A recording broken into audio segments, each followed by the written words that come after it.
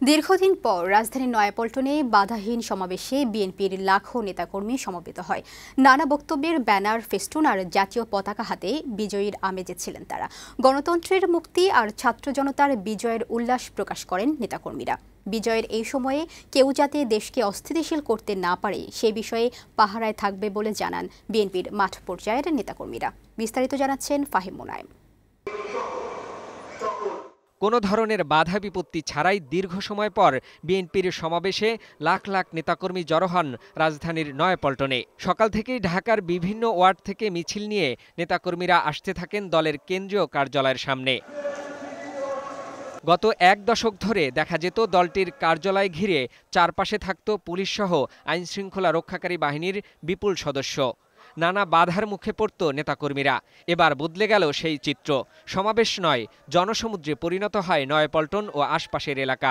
নানা স্লোগানে মুখরিত হয় সমাবেশের স্থল। এই চলে যাওয়ার পরে যে আনন্দ, এটা বুক ফাটা আনন্দ, এই বলা ভাষা প্রকাশ করার মতো না।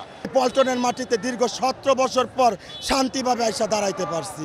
নৈরাজ্যকারী শেখ হাসিনা যেভাবে দেশ ছেড়ে দেশটাকে একটা অরক্ষিত অবস্থায় ফেলে গেছে।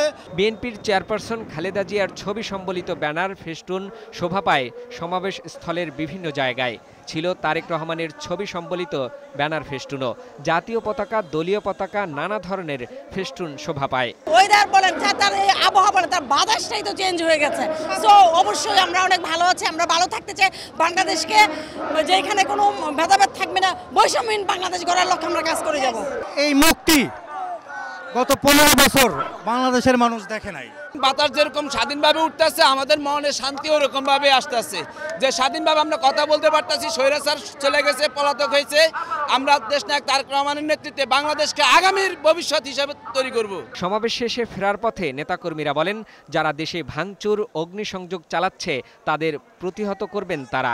আওয়ামী সরকারের জুলুম নির্যাতন থেকে বিএনপি ও দেশের মানুষ মুক্তি পেয়েছে।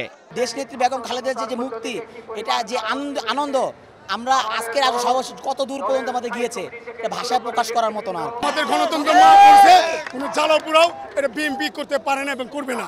এখন হাসিনা মুক্ত স্বাধীন বাংলাদেশে এই দেশটিকে গড়ার দায়িত্ব ছাত্র জনতা আমাদের সবার।